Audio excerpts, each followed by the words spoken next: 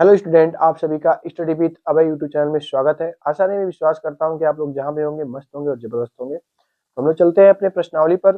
प्रश्नावली हम लोग का है 5.8। देखो, थोड़ा सा हमारा वीडियो, एक पिछला वीडियो जो था हमारा 5.7 था, वहां पर हम बोल दिए 5.6, लेकिन मैं वहां पर सवाल है जो 5.7 का ही है। ठीक है ना, 5.7 का है। वहाँ पर थोड़ा सा हमारा मिस्टेक हो गया है, तो उससे आप लोग मत घबराइएगा। प्रश्नावली पर आप लोग सवाल मिला लीजिएगा। प्रश्नावली हम लोग का ये वाला हम लोग का 5.8 है। इसके पीछे वाला वीडियो जो है 5.6 हम लिख दिए, वहां पर 5.7 लिखना चाहिए हमें। मुझे मिस्टेक हो गया था, बड़ा बड़ा मिस्टेक हुआ है, थोड़ा बहुत ही बड़ा मिस्टेक हो गया है। आप लोग थोड़ा सा ध्यान दीजिएगा, ठीक है। तो हम चलते हैं अपने प्रश्नावली पर। प्रश्नावली 8.5, और हम जानते हैं कक्षा 6 विषय गणित अध्याय 5, जो अध्याय का नाम है प्रारंभिक आकारों को समझना। यहाँ तक तो आप लोग जानते ही हैं। तो प्रश्नावली 8.5 सॉरी 5.8 पढ़ने से पहले यहाँ पर दिया है बहुभुज। बहुभुज क्या होता है भाई? आप तो जानते हो कि देखो, जिसमें 3 भुजा हो, कम से कम 3 भुजा हो, 4 भुजा हो, तो 3 भुजा 4 भुजा के बारे में पढ़ लिए हैं। अब इस जान जाओ कि भुजा मतलब कई, मतलब ये भी कर सकते हैं। हम तो पढ़े हैं, देखो ध्यान से, 3 भुजा पढ़े हैं, 3 भुजा के बारे में पढ़ चुके हैं, और 4 भुजा के बारे में। तो बहुभुज मतलब कि 3 या 4, 3 से अधिक कर सकते हैं, 3 से अधिक, जिसमें 3 से अधिक भुजाएं हो और वो बंद आकृति हो। कैसा हो? बंद आकृति, ये भी ध्यान रखना है। भुजाओं से घिरी आकृति को और बंद आकृति को भुजाओं कह सकते हैं। भुजाओं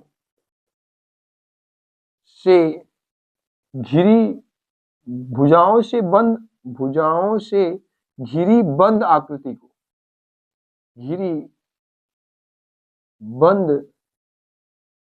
आकृति, आकृति को बहुभुज कहते हैं। अब देखो ध्यान से कम भुजा 3 होना चाहिए। कितना होना चाहिए? 3। अब चलते हैं, देखो बहुत होता है इसमें, बहुत हो सकता है। यहाँ पर देखो, भुजाओं की संख्या नाम आकृति, जिसमें 3 भुजा हुई तो उसको नाम कहते हैं त्रिभुज, और क्या बनेगा? आकृति त्रिभुज जैसा। जिसमें 4 गो हुई उसे चतुर्भुज बोलते हैं। इनका आकार हम पढ़ चुके हैं अभी पिछले वीडियो में, प्रश्नावली 5.7 में पढ़े हैं। इसमें 4 भुजा होगा। पंच पंचभुज मतलब कि देखो, भुजाओं की संख्या 5 होगा। पंचभुज मतलब कि इसमें कितना हुई? 5 भुजा हुई। 1 2 3 4 5 भुजा हुई। फिर आगे षष्ठ, षड़भुज, या कहीं कहीं तुम्हें देखने को मिलेगा षष्ठ, नहीं, हाँ ठीक है, षष्ठ कभी हो या षड़भुज। तो इसमें 6 भुजा होता है। 1 2 3 4 5 6 भुजा हुई। अब देखो अष्टभुज, तो इसमें 8 भुजा है। 1 2 3 4 5 6 7 8, 8 भुजा को ही अष्टभुज कहते हैं। इतना बात जान गए हो तो हम चलते हैं प्रश्नावली पर। इतना बात जान गए हो तो हम चलते हैं प्रश्नावली पर। प्रश्नावली का पहला सवाल,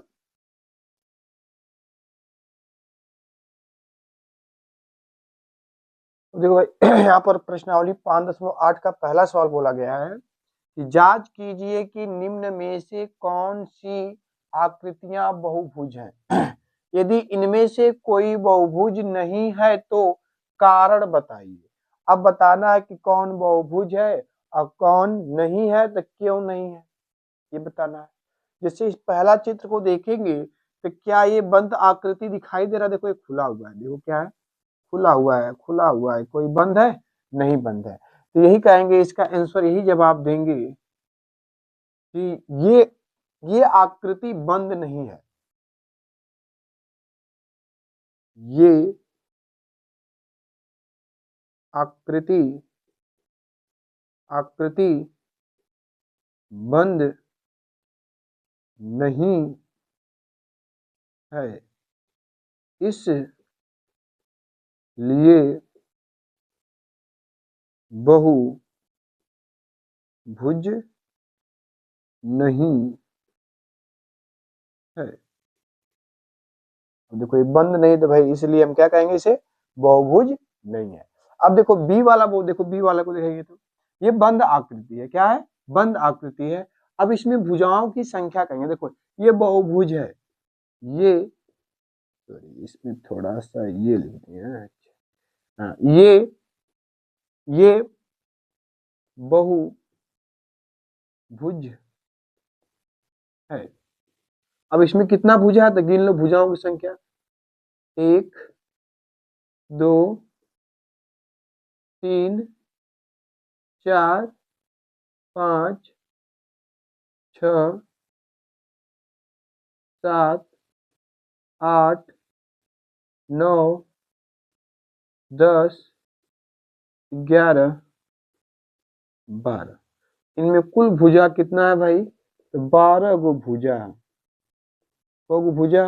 12 भुजा, मतलब 12 भुजा। अब आगे देखो, ये हम लोग का वृत्त है, इसमें भुजा ही नहीं है, ये नहीं है, ये बहुभुज नहीं है, ये बहुभुज नहीं नहीं है, नहीं है, क्योंकि क्योंकि इनमें इनमें भुजा नहीं है। जो यहाँ का सी वाला आंसर, सी और डी दोनों में यही बतिया यहाँ पर भी होगा। इनमें भी क्या है, ये बहुभुज नहीं है क्योंकि इनमें भुजा नहीं है, इनमें भुजा नहीं है। जो सी वाला है वो ही डी वाला भी हो जाए। यहाँ तक किसी को दिक्कत नहीं होना चाहिए। उतार लो फटाक से, आगे मैं बढ़ूं। उतार लो फटाक से। दूसरा सवाल जो दिया है, दूसरा सवाल जो दिया है, प्रत्येक बहुभुज के नाम लिखिए। प्रत्येक बहुभुज के नाम लिखिए। हम जब प्रश्नावली स्टार्ट किए हैं तो वहां पर बहुभुज के बारे में बताए थे। अब देखो इसमें कितना भुजा हुए, 1 2 3 4। इन्हें क्या बोल दी? चतुर्भुज बोलते हैं। क्या बोलते हैं इन्हें? चतुर्भुज। जिसमें 4 भुजा होता है चतुर्भुज होता है। इनमें देखो 1 2 3 भुजा, तो इन्हें क्या बोल दी? त्रिभुज कहते हैं। क्या कहते हैं? त्रिभुज कहते हैं। अब इनमें कटे हुए 1 2 3 4 5 भुजा, तो पंचभुज। पंचभुज क्या हो जाएगा? पंचभुज हो जाएगा। अगला देखो, अब इसे गिनो। 1 2 3 4 5 6 7 8। ये हो जाएगा अष्टभुज। अष्टभुज, बस नाम बताना था इसका। बहुभुज के नाम लिखिए। जितना भुजा रही उस भुजा के हिसाब से उसका नाम नामांकन कर देंगे, नामकरण कर देंगे। यहाँ तक किसी को दिक्कत नहीं होना चाहिए भाई। आगे मैं बढ़ता हूँ तीसरे नंबर सवाल पर। उतार लो फटाक से। तीसरा नंबर बोला है कि एक षडभुज का एक रफ चित्र खींचिए। उसके किन्हीं 3 शीर्षों को जोड़कर एक त्रिभुज बनाइए। पहचानिए कि आपने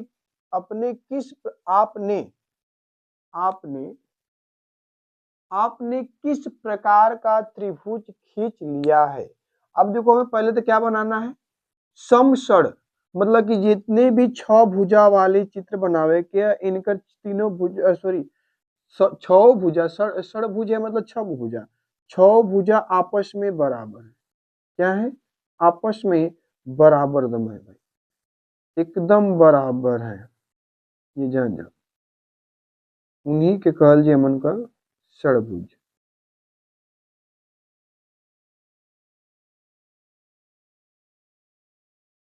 थोड़ा सा हमारा सही नहीं बन पा रहा है, बनाया जाए अच्छे से तभी समझ में आएगा। देखो जैसे मतलब कि षडभुज बना लेते हैं अच्छे से।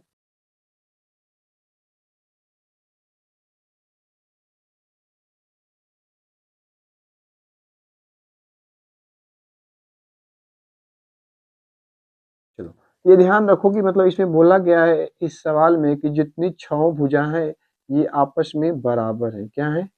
बराबर है, आपस में बराबर है भाई। ये बात को ध्यान रखना है। देखो ये भुजा जितना है वही इतना भुजा, ये भी इतना भुजा, इतना भुजा, इतना भुजा, इतना भुजा, मतलब कुल 1-1 सेंटीमीटर का मान के चला। तो इनमें से 3 गो शीर्ष लेवे के, 3 गो, तो 3 गो जैसे 1 2 3 गो लेवे के, 3 गो लेके मिलाकर बनावल, ये तीनों मतलब तीनों भुजा, मतलब कि देखो 3 गो मतलब एक इसमें से 3 गो भुजा लेला के, 1 गो 2 गो 3 गो, 3 गो ले, तीनों आपस में बराबर हैं, तीनों आपस में बराबर हैं, तो हमारा कौन सा त्रिभुज बनेगा बताओ। तीनों आपस में बराबर हैं तो कौन सा त्रिभुज बनेगा, तो ये बोलते हैं समबाहु त्रिभुज बनेगा, समबाहु त्रिभुज। ये बोला ना कि देखो ध्यान से, सम षड़भुज, मतलब सम षड़भुज मतलब जितने 6 भुजा होंगी वो आपस में बराबर होंगी, इनमें से 3 गो शीर्ष लेवे किया, 3 गो शीर्ष लेके बनावे का हमें त्रिभुज बनावे किया, त्रिभुज खींच देनी जा, बतावा ये कौन सा त्रिभुज बनल, तो क्या तीनों आपस में रेखाएं बराबर हैं, भुजा बराबर हैं, तो ये समबाहु त्रिभुज बनेगा। क्या बनेगा? समबाहु त्रिभुज। किसी को दिक्कत नहीं होना चाहिए, जैसे बोला है वैसा हमें आंसर देना है। पहचानिए कि अपने किस प्रकार का त्रिभुज खींच लिया है, तो हमें पहचान मिला, कैसा बना है हमारा समबाहु त्रिभुज। आप लोग भी अपने से इसे खाचेंगे अच्छे से, ठीक है। तो आगे चलते हैं, अब अगला नंबर सवाल पर चलते हैं हम लोग। चौथा नंबर बोला है, एक सम अष्टभुज का एक रफ चित्र खींचिए, यदि आप चाहें तो वर्गीकृत कागज का प्रयोग कर सकते हैं। आप चाहें तो एक वर्गाकार क्या लेंगे, एक कागज ले सकते हैं, आप अच्छे से कागज के मोड़ कर भी बना सकते हैं। हाँ, इस अष्टभुज के ठीक 4 शीर्षों को जोड़कर एक आयत खींचिए। अब देखो पहले हम बनाएंगे अष्टभुज, पहले सम अष्टभुज जिनकी 8 भुजा आपस में बराबर हो, क्या हो, बराबर हो भाई।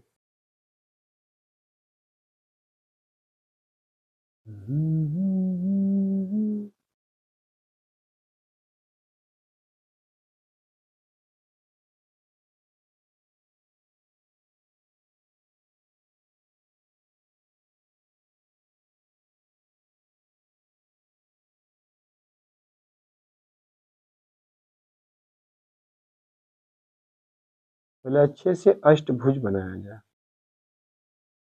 अष्टभुज बन जाए तभी कुछ हो पाएगा।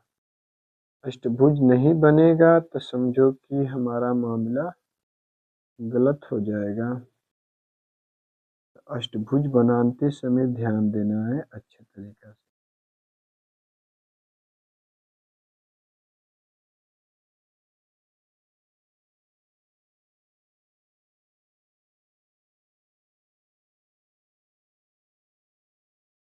ये देखो 8 भुजा, इसमें कितनी भुजा है, 8 भुजा है, और इन्हीं 8 भुजा का जो माप है बराबर है, क्या है, बराबर है।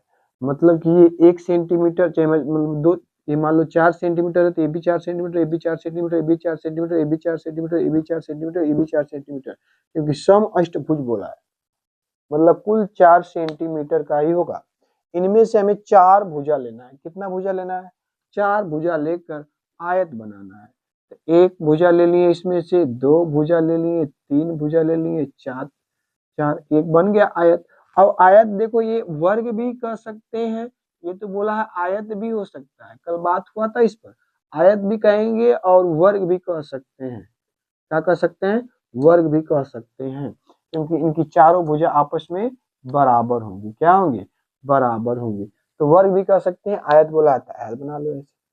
अब जैसे इसमें बोला है 4 भुजा, देखो 4 भुजा को ही लेना है, तो कोई हम 4 भुजा लेंगे तो कोई हम मिटा दें 4 बटे, 1 2 3 4 यहाँ तक ले लिए, तो इतना क्या करेंगे हम मिटा देंगे और आपस में जोड़ देंगे, तो ये बनेगा हमारा आयत। क्या बनेगा, आयत बनेगा, ठीक ना।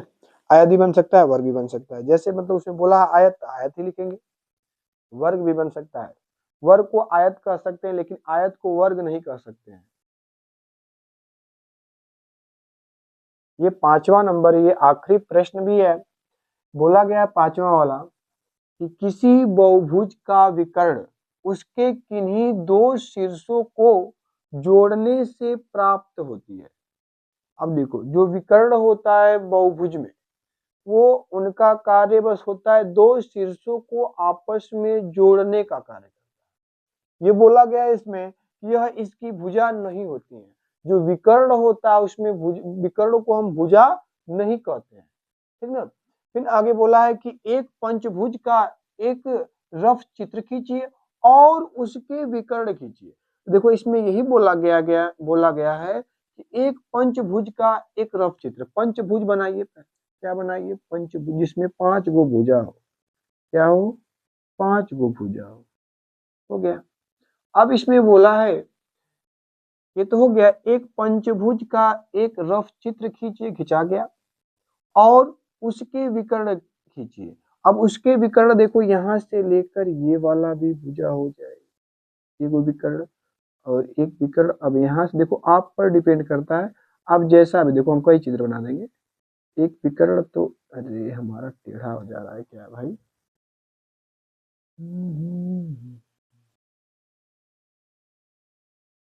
एक विकर्ण ये हो जाएगा। समझ में आ रहा है बात? किसी को दिक्कत? एक तो हो गया ये विकर्ण, 2 विकर्ण हो गया, और बनाना चाहो तो बना सकते हो। देखो एक विकर्ण यहाँ से यहाँ तक भी हो सकता है, और यहाँ से यहाँ तक भी हो सकता है। ये भी विकर्ण का ही काम करेंगे, ये भी विकर्ण का ही काम करेंगे, ये भी विकर्ण का ही काम करेंगे। अब जैसे आपका इच्छा वैसे बना सकते हैं। बाकी हम एक ही चित्र बोला है, एक चित्र बना सकते हो, ये भी बना सकते हो, कोई बना सकते हो, इसमें कोई दिक्कत नहीं।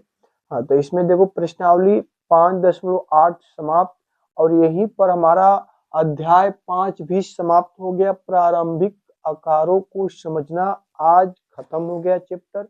इसमें 5.1 से 5.8 तक प्रश्नावली था, और मैं अच्छे से बता दिया हूँ एक एक प्रश्न को। तो अब हम मिलेंगे अगले अध्याय 6 पर। अगला अध्याय हम लोग का क्या रहेगा? 6। अब उसमें हम मिलेंगे आप लोग से। तो ठीक, आप लोग को कैसा लगा मेरा वीडियो? आप लोग कमेंट करिए और लाइक करिए, शेयर करिए, सब्सक्राइब करना मत भूलिए। धन्यवाद आप सभी को हमारा पूरा वीडियो देखने के लिए।